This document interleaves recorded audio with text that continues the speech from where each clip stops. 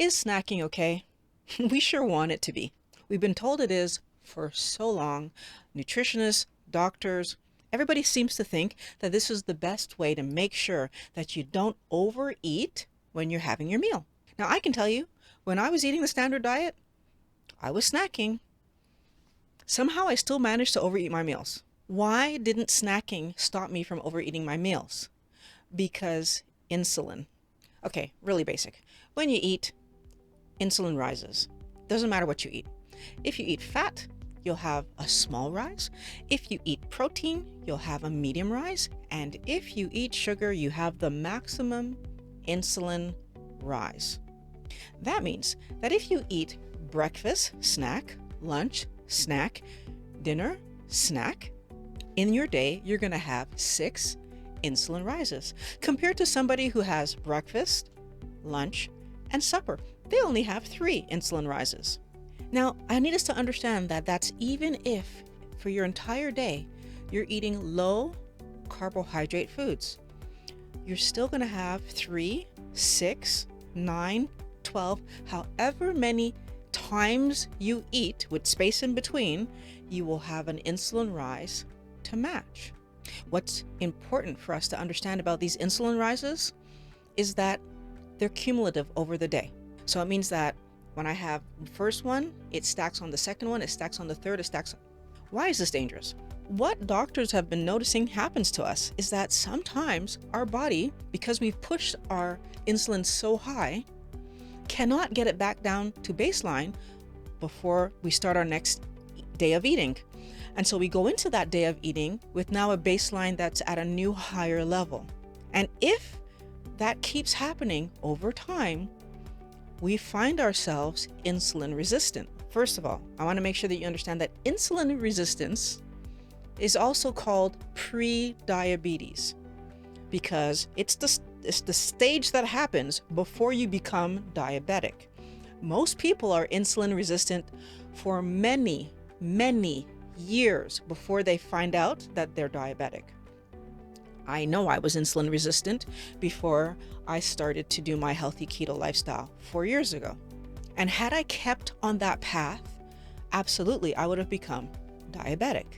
Insulin is known as the fat storage hormone because when you eat and you're intaking energy and there's a rise in your insulin, the extra energy that you take on board gets put away as fat. That's insulin's job, is to make sure that those carbohydrates that we're excessively eating all the time get shuttled away into fat storage where they're not damaging our body.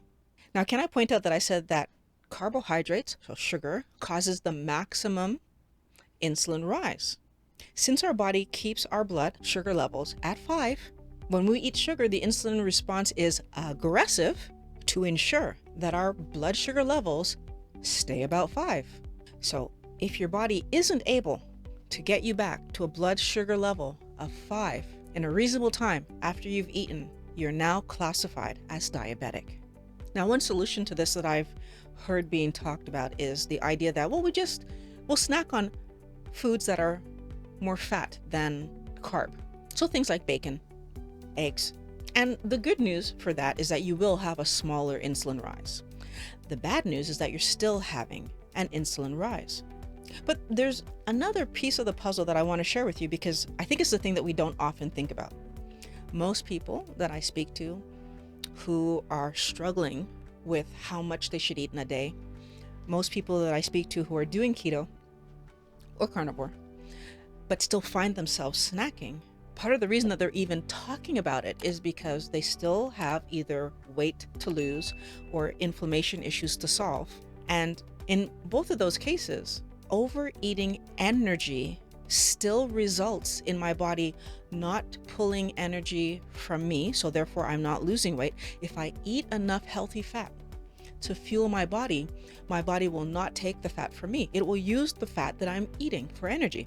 The other issue, though, is that if I have damage to solve, so I have inflammation issues, I have maybe heart issues, or any kind of internal damage that my body's trying to solve, if I'm constantly eating is energy intensive. My body will be then processing food, not healing the internal damage, because healing internal damage is also energy intensive. I'm forcing my body to make a decision.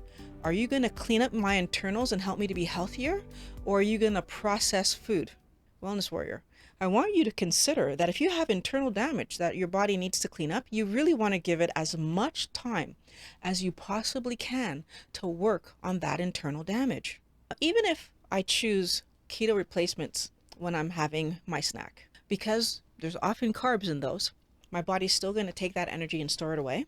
That means that that snack that I ate isn't actually giving me energy, and it isn't actually available to me because my body quickly put away those carbohydrates to keep me safe, which means that by the time I go to eat supper, guess what?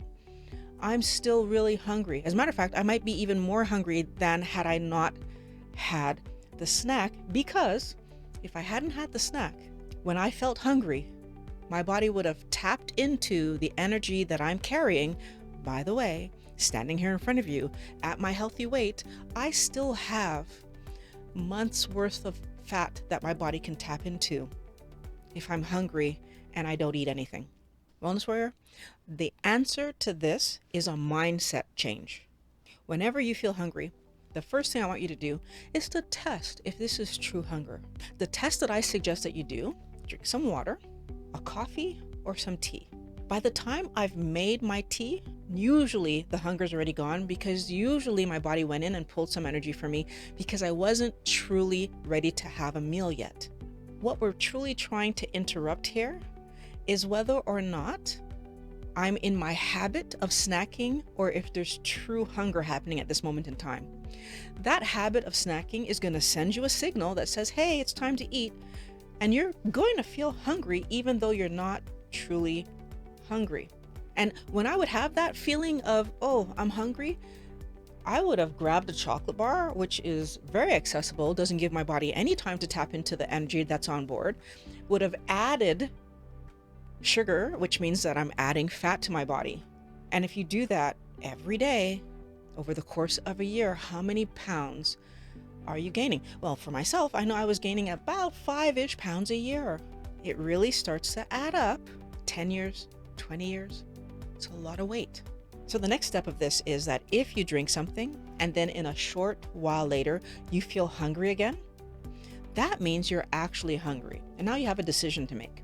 Am I going to have that snack that I wanted to have again? So am I going to engage my habit of snacking? You're eating snacks because you've been allowing yourself to eat snacks, and we have to take a decision here. I'm actually hungry. Well, when I'm actually hungry, what does my body need?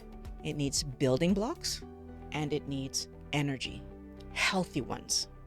So I make myself a meal, a well thought out meal, which is a meal that consists of healthy protein, healthy fat, healthy vegetables if you're having vegetables on your plate. That means low glycemic vegetables, because the point of what I'm doing is building and fueling. And now that you've decided to eat a healthy meal, you eat to satiation. It is so tempting to say that because everything on my plate is healthy, I should just clean my plate every day. But in fact, that doesn't help you. And it keeps you in this mindset of scarcity, that I need to eat this because I don't know when I'm going to have again. You're going to have food again tomorrow. This isn't about wasting the food either. If you don't want to waste the food, you have the option to put it in a container and put it in the fridge.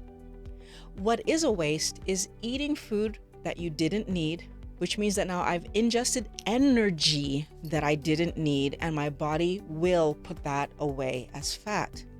Any excess energy that you eat will be stored by the insulin that's active in your body right now.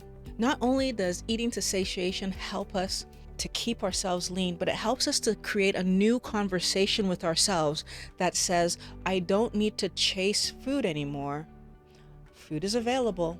And even if food isn't available, fat is available. I'll be okay. Even if I had to wait 2 days to eat next, I'd be okay. Allow your body to do what it does best, pull energy from you. And the best way for you to allow your body to do that is by acknowledging that if I overeat, then the extra energy must be stored. I want us to think about something important here. When we stuff ourselves, so when we overeat, Even though we're eating healthy foods, it puts us back to those sensory cues that we used to have when we ate standard diet. Because we have not only memory inside our head, we have sense memories. And when we were eating dessert on top of a full stomach, that's sugar addiction for pushing us to eat when we're not hungry. And so when we allow ourselves now, when we're eating a healthy diet, to still eat till fullness, what we're really doing is messing with ourselves, because we're reminding ourselves of that state that we used to be in where we would overeat because of our addiction. The psychological aspect of your addiction gets woken up at that moment because you have these physical memories that are going to remind you of, oh yeah, sugar and what I used to do and how I used to eat. What we want to do is allow ourselves to follow our body. When your body is saying to you, I'm good, I'm not hungry anymore, when that hunger signal stops being there, there's no reason for you to still be eating. And if you eat slowly, cut your food up, take your time, you're going to notice when your brain is sending your signals to your stomach that says, we've had enough. When we eat very quickly, by the time that we get the signal, a lot of the time we finish the plate. We've been trained by our parents to eat past the point of satiation because we need to finish that plate because of those poor kids in insert country here. We've been trained by society to eat past the point of satiation by the large portions we get in restaurants. And again, heaven forbid we waste money by buying food and then throwing it in the garbage. And we've been trained by our sugar addiction to eat past the point of satiation because when we eat sugary foods, it's engaging the pleasure center of our brain and we're no longer listening to our body. We don't need to overeat anymore. I've got months worth of energy on me. When I'm not hungry, I stop eating. I'm encouraging you to do the same. And in fact, if you have weight to lose, your best way to help yourself is to eat for building blocks, to help your body, to build and repair you. And then I'm encouraging you, Wellness Warrior, to find a hobby, take up a sport, learn something new, be more social. When you're bored, you really need to learn to do something other than eating to entertain yourself. Honestly, eating for fun causes you to hurt your body, gain weight, and worst of all, be upset with yourself for the damage that you're causing. Will you commit to drinking something if you feel like having a snack? Or if you've already stopped snacking, please share with the Wellness Warriors how you did it. Put it in the comments below. I commit, no more snacking. If you want to know how to manage your eating better, check out this video right here. If you're new to the channel and want to know about eating healthy keto and how to lose weight, there are videos in the description below. Share this video with someone that you care about. And I look forward to talking to you again next Thursday.